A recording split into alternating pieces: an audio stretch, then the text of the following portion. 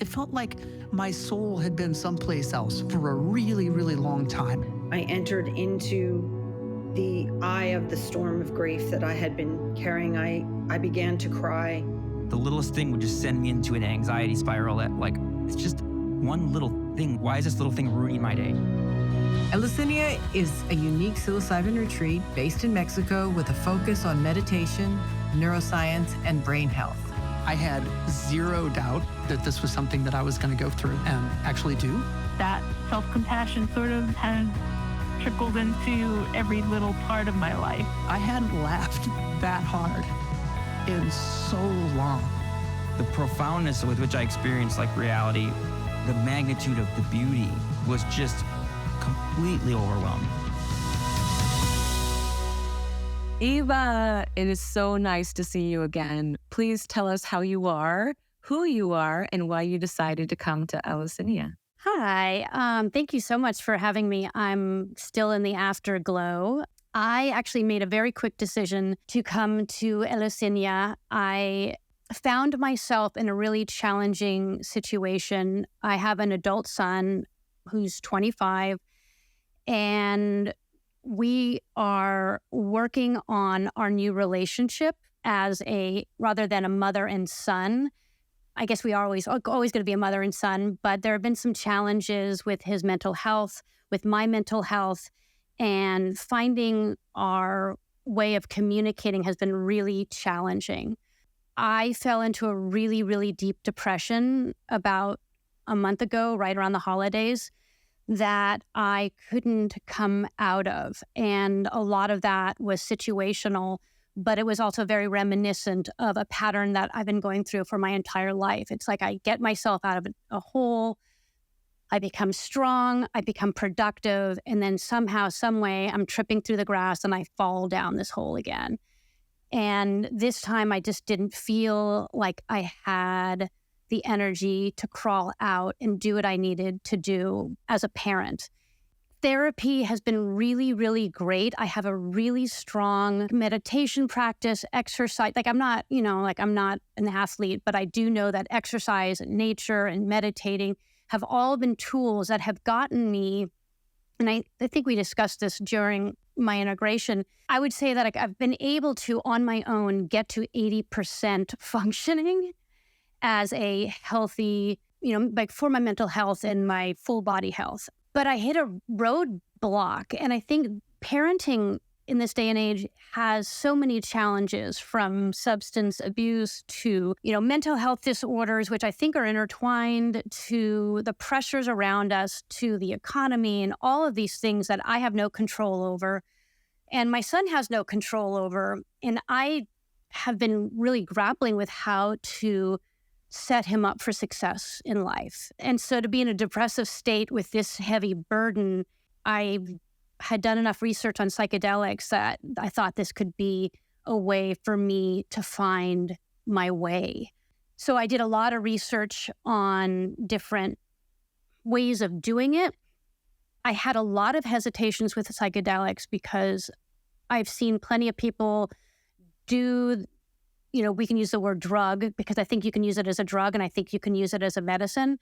And I would see people use it as a recreational drug and, maybe they're a little more creative, but it really doesn't change things like depression, anxiety. But the science says that it can. So I didn't understand it, and at this point I was willing to give anything a shot. So I started to do some research. A lot of settings, there's a retreat setting and then there's a clinical setting. And I think in the United States, the only place you can go for a clinical setting is Oregon. So I looked into that. And then I looked into retreats, Mexico and Jamaica and Europe. I kind of had a couple of issues. One, I wanted to experience the medicine in its full potential. I think nature is such a strong part of that, for me especially. But I also didn't want it to be a retreat and go on a vacation, because when you go on a vacation and you come home and face reality, it could be even more challenging, right? You could fall back down to the depression hole. And so that I know myself. And I say this is really important. Going into an experience like this, you have to really know yourself. I know that there's a part of me that loves to vacation, so I didn't want it to be a vacation. And I didn't want it to be necessarily fun. I mean, it would be great if it were, but that wasn't going to serve me when I came home and faced challenges.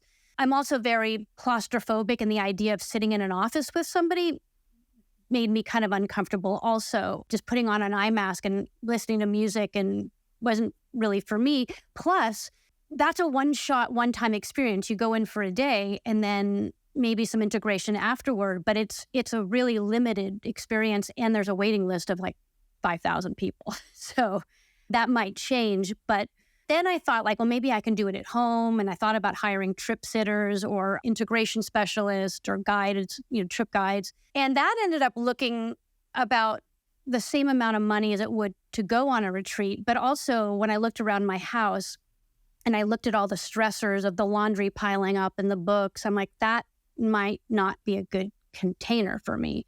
So that kind of left the whole retreat option. They're popping up everywhere. I did a couple of questionnaires or emailing people and asking people questions. I think I told you I got onto a Zoom information meeting. And everybody seems nice, but I think that what stood out about Eleusinia for me was that, and I think this is the power of the podcast and the power of how you sell yourself, and I hate to use that word because I think it's so authentic. The people you attract are people who want to work through their problems. They're not people who want to experiment with psychedelics. And I didn't want to work through my problems with a bunch of people on a psychedelic vacation that just wanted to see and just wanted to have fun. I want to grow as a human being. I do too, but I'm really depressed right now and I'm really tender and I needed a safe place to go. And when I heard all the podcasts, I was really amazed at how many people were really there to do the work. And that was the number one thing that stood out for me. And also the way you have the days scheduled, you're very transparent. When you look at other retreats, some of them have some transparency, but there leaves no question to be asked. So by the time I booked my trip, I didn't need to talk to Jessica because everything was right in front of me. I knew that I brought the only missing part of that equation was what I would bring to the table. And there was no way that anybody could anticipate whether it would work for me or whether I could do it. It was up to me at that point. So you made it there. And how were you feeling the morning of the ceremony? Totally nervous. I mean, we all were, I think. Well, before I get to the morning of the ceremony, I want to first say that the way you attract people is that you had managed to create community in 12 hours. So everybody was already we were all in it together. And that was such a cool feeling. There was no judgment. There was no superficial cheerleading. Everything was this authentic, here we go. We're in this together. We might have been all nervous, but there was such anticipation of excitement also, what's going to happen. So yeah, I was nervous, but man, I had a team around me that I knew would support me. That's amazing. So then you're nervous and you're sitting down and you're starting to do the Qigong and breath work with Emilio. Did that help settle you in, or how did that feel? Oh yeah. I had been wanting to do Qigong for 30 years. I've always known, and everybody's kind of always told me too, I've always been looking for these solutions, but it's really hard to get yourself to do something when you're depressed, right? So meditation, Qigong, it's I just got to get out of bed. So the Qigong was really great. I felt so calm and strong in my body. I really trusted Emilio at that point. And, I think you released us all to go to the bathroom. And then we came back and Emilio kind of caught me as I was coming back up to sit down and take the dose. And he said, "You can do this, Eva," or something to that effect. I'm like, that's so sweet. I'm going to get scared. If I get scared, will you help me breathe through it? He said yes. My intuition was kicking in and I knew that it wasn't going to be an easy ride for me. So going into that, yeah, man, I felt I had all the support in the world and my body was ready for it. Amazing. And so what were the first effects and what happened?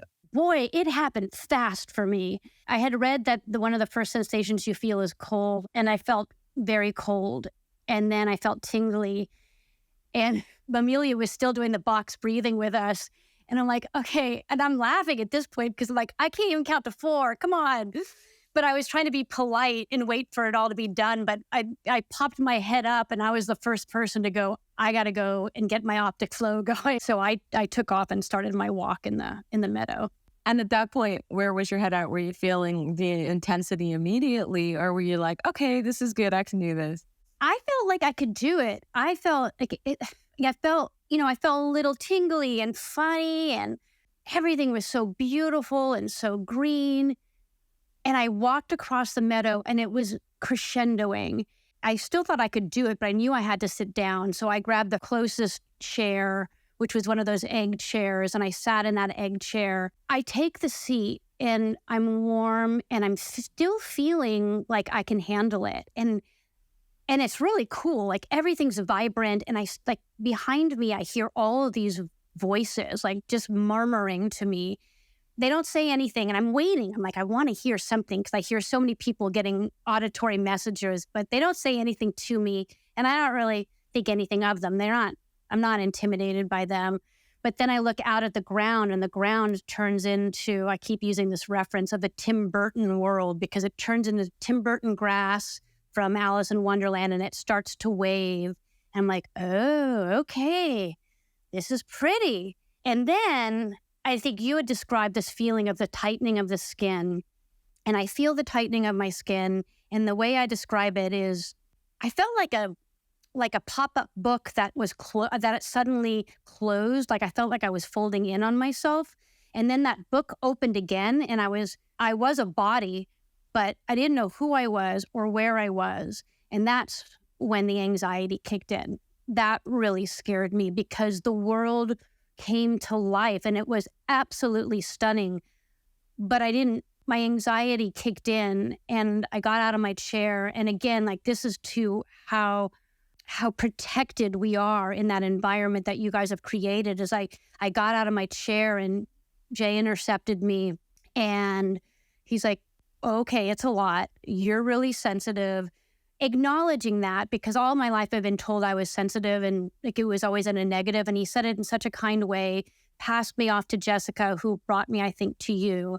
And everybody had face paint on, and like Jessica looked like this pixie with pink and purple makeup on and glitter. And you had war paint on, and like you were like this warrior woman who just held me and told me I was okay. And I didn't believe any of it. I'm like, I am not okay. Why would anybody do this for fun? Was one of the first things I think that came out of my mouth. I'm like, this is terrifying.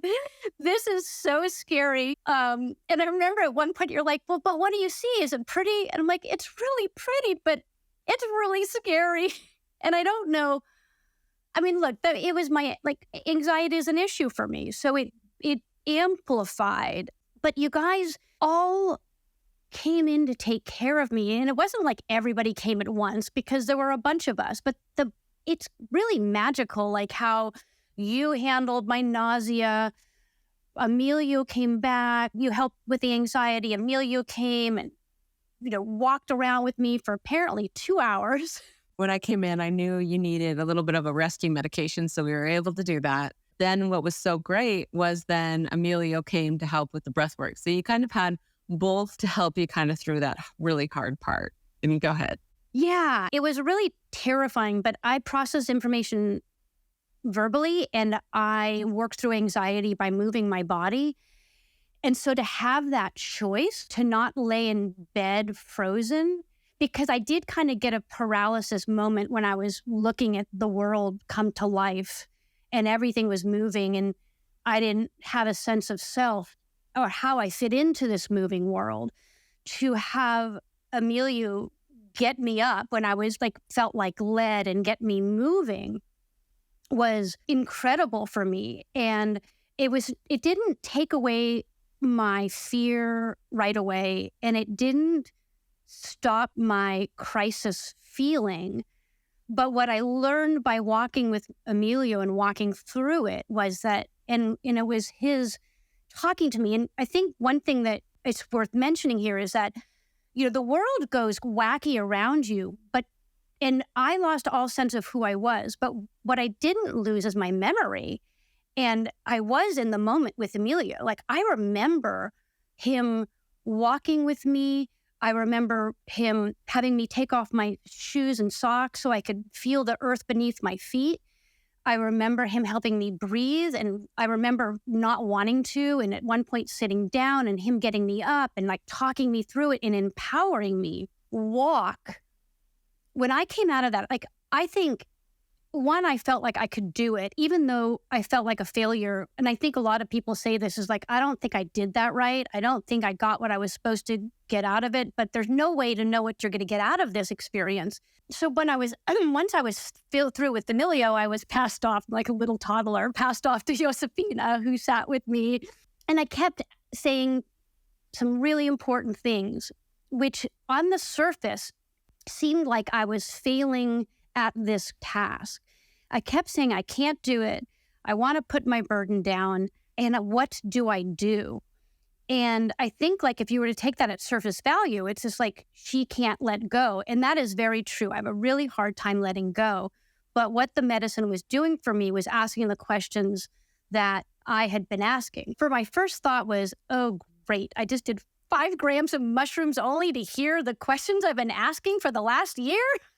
It was a little discouraging, but then the answers start to come, and you have to be quiet, and you have to listen, and you have to understand that there are other ways of knowing than being told or being heard or hearing. So I think at one point, after when things settled a little bit, I was able to sit on the grass and I could watch the clouds be beautiful things. And I did have control over my environment. And that's what Emilio had told me. He's like, you have control of this. It's your mind. You have control over this. But I still sat there thinking like, okay, but the answers come in a way of knowing. And that knowing is facilitated by integration. And I think that I thought I had a bad trip, but that bad trip was really an experience I had to go through. And the integration, which I think is so hard for people to understand, I didn't understand it. I think when we read about it, we're like, we know intellectually integration is what makes the mushroom experience work or the psilocybin experience work. But what is that, right? Like, what does that look like? What does it feel like? And it's a number of things. It was me sitting with it for a while and not judging it. Like, I had to stop telling myself that I had failed at the trip experience. And I had to just go, what is here for me? Like, what is it? I'm very vocal. So I came back to dinner going like, oh my God, that was so scary. That was so awful. And we were all sitting at the dinner table kind of in a daze that after the macrodose. But the next morning we all woke up again, like, what just happened? But I watched everybody. It was like that movie Awakening. So we were all kind of starting to have these moments of epiphany, because the answers don't necessarily come while you're in the trip. They start to come afterward. It's so interesting. And then the talking about it. So the first integration moment I had was with you, and I said how I understood what I was saying, and the epiphanies kept coming. And then you were able to draw some things out. Like, you were able to explain, oh, you had a complete dissolution of ego, and you were telling me what's normal and what's not normal. I feel so abnormal as I walk through this world that when anybody says something is normal that I do, I feel like this sense of relief. I know some people don't feel like that, but I do. So I was able to go to bed feeling good about the experience and not feeling like it was a bad trip, and knowing that there was some value here, and the integration process helped with that. So the next night I went to bed and had like really awful dreams, but they were lucid, and I was in there stopping them from being awful. But that doesn't make waking up from a bad dream any better. And when I talked to Josefina, she was telling me that that's normal, that's going to happen for a little while, that I'm going to have some bad dreams, but you have control over those dreams. In my dreams, I had bad people, and I used my hands as a wand and made them go away. I started to understand, again, through the integration process with Josefina, that I have the power. And then we started to dig through. And one thing that you guys are so great at is, like, you guys let me trauma dump on you. Like, I trauma dumped everything on you, on Josefina, on Emilio, and you guys just held a space for it. But also, you allowed me, like while you held it, I was able to make sense of it. And when I walked away from the integration session with Josefina, my ability to not communicate with my son is a challenge that's going to be ongoing, but she empowered me and made me helped me trust my instincts. And that is a gift that I think every mother, every human being could use, like to trust your instincts. As I've gone through this experience, I'm like, oh, I thought I was going in there as a mother who was having problems. And then I had kind of felt stalled in my career, and I thought they were two different things, but they were really the same thing. I didn't trust my instincts about either of them. So that integration is so powerful, and it's still happening for me. I'm still unpacking this experience. And what I think I had thought I didn't love myself, but it was that I didn't trust myself. So if you keep digging and you keep pulling back the onion, you get to see things about yourself. And then you can that whole idea of neuroplasticity, you can correct that because your brain receptors are allowing you to do that, right? So now I can go, I trust myself. My instincts are good. And then I can start remembering the times where my instincts have led me down the right path rather than being afraid of the future and not doing the right thing. Yes, absolutely. And if we can just circle back to the questions that you were asking, because that's a part of how you were peeling the onion. Yeah, the question that I was asking the whole time is, what do I do? Right. And how that relates to finding trust for yourself to you now. How are you putting it together? Yeah, what do I do? Well, I know exactly what to do. The answers were always there. I just couldn't make sense of them. I would have an instinct to do something, and then I would start to talk myself out of it, or I would listen to other people talk me out of it. I've always heard people that are trying to date, and they're like, yeah, I met this guy, and then before we even went to dinner, I talked myself into breaking up with him, And I'm like that with my thoughts. I'll have this birth of this idea, this gift of an idea, whether it's to help my son or to go in a career direction or make a creative choice. And then I'll go, oh, that's a dumb idea. That's never going to work. And now I am able to answer that question myself. What am I going to do? Well, I don't have to know the answer, but I can explore within my ideas. My ideas are good ideas. So what do I do? What do I do? It was so funny how everybody, I kept saying I was like that little chick that's born and goes up to every animal and says, "Are you my mother?" So yeah, so I guess to try to say that more succinctly, I think the question I kept answering was, what do I do? And I know that answer is in me because I keep having ideas, and now I just need to trust those ideas and take that step into that idea rather than talking myself out of the idea. That is so incredible. So what a terrific job of making that whole experience really make sense and become applicable to your life. And I love how you're speaking about integration and the breath work and how you're continuing to tie these ends together even afterwards. So what's showing up for you now as you're living? Well, I realize now that I'm living at home, the anxieties and the problems don't go away. That's just a part of life. And what I'm able to do is it's situational. And I know that. And I know that I have to go through it. Just now I can pull up this metaphor of the 2 hours that Emilio walked with me. That's a problem that can be solved, right? So I can work through things. I am more empowered to utilize breath work and meditation to my body. Because the other thing I think I should mention is I have PTSD. And that's not something that just goes away. That's something that's in my body that I have to work through more. I become aware of it. And I do feel it in my stomach so much that I'm able to breathe through it better.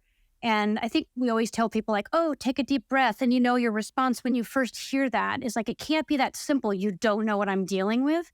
But the truth is a deep breath starts to calm all the butterflies that, for me, butterflies are a fun thing when you have a crush on somebody. What I feel in my stomach sometimes is daggers that are slicing me open and I feel sick to my stomach. That's what anxiety does to me. So when I breathe and fill my diaphragm, the belly, with air, and I control my breathing, it does calm it down.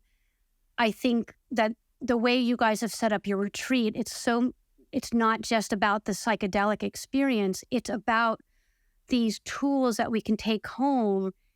Even though these are tools that I knew I had, I remembered them. And now I can go back to that moment, the day after the macrodose, the breathing exercises that we did then.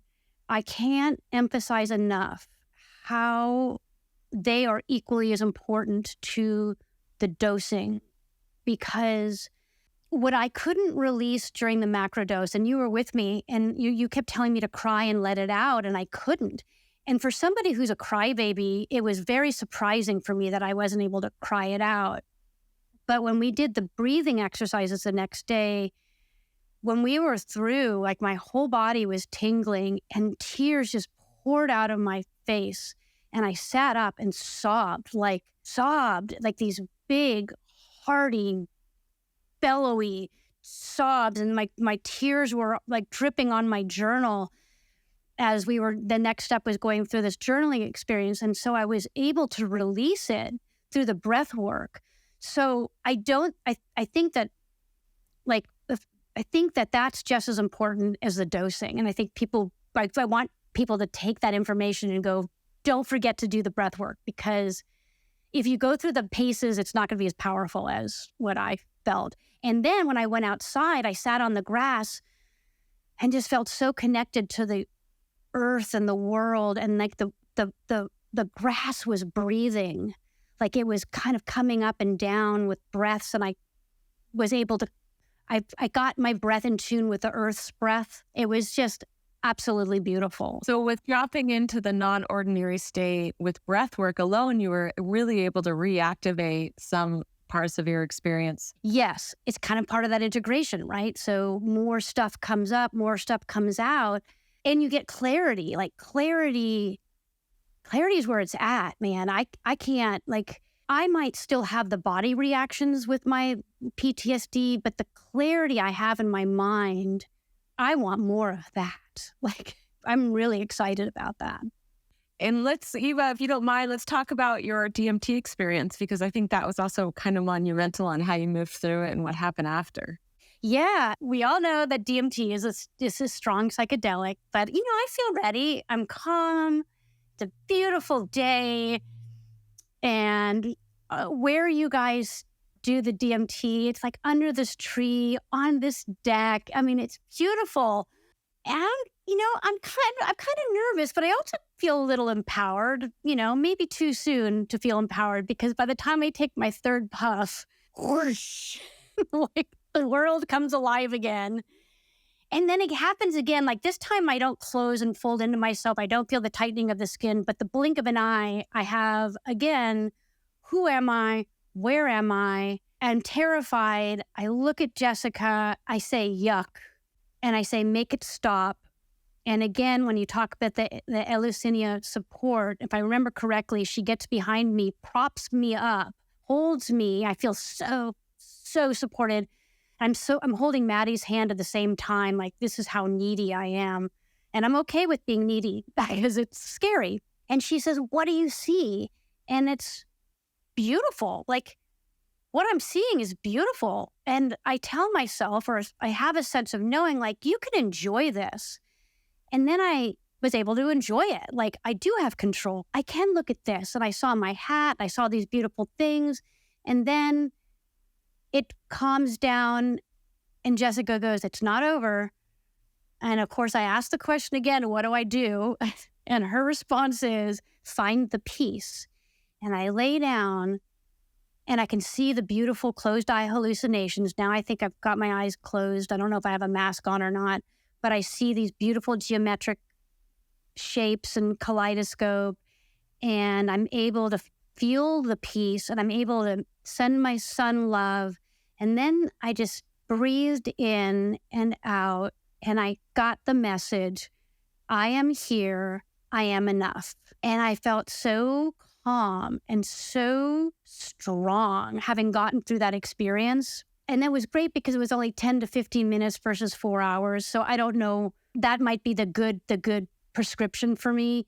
But getting those answers were very powerful to me. And now I'm seeing it in my world and feeling it in my world, if that makes sense. That is so beautiful. Thank you so much. Your descriptions and your analogies are just so wonderful. You spoke really well about integration at home, integration with Josefina, integration with me, integration with breath, integration with journaling.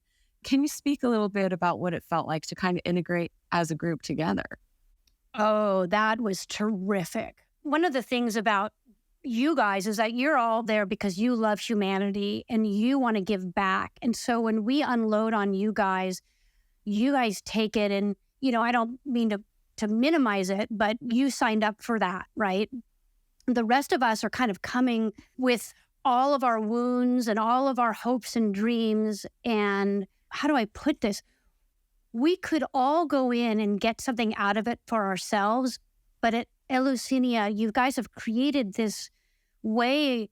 I don't know if it's how you attract your people or if it's how you set up our community meals and conversations, and the fact that you as a team are very diverse, that we all came to the table with different issues, but we were all so similar in so many ways. I think I felt so connected to humanity, and I feel so connected to those people, and sharing the experience. Like, let me go back to the day after the macrodose. Like, I thought I had a bad trip.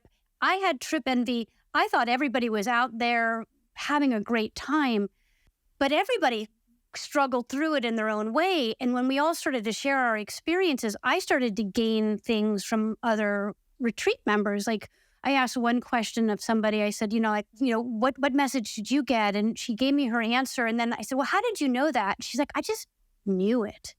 And when she said that, I'm like, oh, I get it. So again, when you have a hard time trusting yourself and you get an answer, take it, man, because that's the gift of human intuition, which the medicine amplifies, right? So sharing the experiences with the community was, I don't know, like, I feel like we got the best group, but I think everybody must think that, but they're like my brothers and sisters, and they're like a family. Like, I love them. I love them so much. And I'm so grateful that they shared so openly and so deeply. There was so much vulnerability in that group that it was totally safe to be vulnerable. It was wonderful. Thank you so much. Yeah, it is such a slam dunk when you can start to trust yourself again. And you're right when you mentioned clarity. And I loved your DMT story about feeling so strong and being able to send that love, and that it's something that you can continue to come back to. I just wish you all the best in your practice. And like, you're right, like, it did take this part of you that had this grit, that had this stamina to be able to put yourself through that really, really big experience. So I hope you continue to be incredibly proud of yourself. Oh, I am. And I'm ready to do it again. I mean, not right now, but I'm not afraid to dive deep. Okay. Well, thank you so much, Eva, for coming and sharing your whole heart, your whole soul. And that was so articulate and amazing. And I hope to see you again in the Mighty Network. Thank you all so much for listening. You can find all the information that you need to learn everything about this retreat on eleusiniaretreat.com. We are a retreat that offers ongoing integration support, breathwork classes, and cultivation support after you have attended this retreat. It's an amazing experience that's one of its kind. If you're looking for a science-based retreat, something out of the box, something to change your life, something to add to your practice, this is where you really need to start, eleusiniaretreat.com.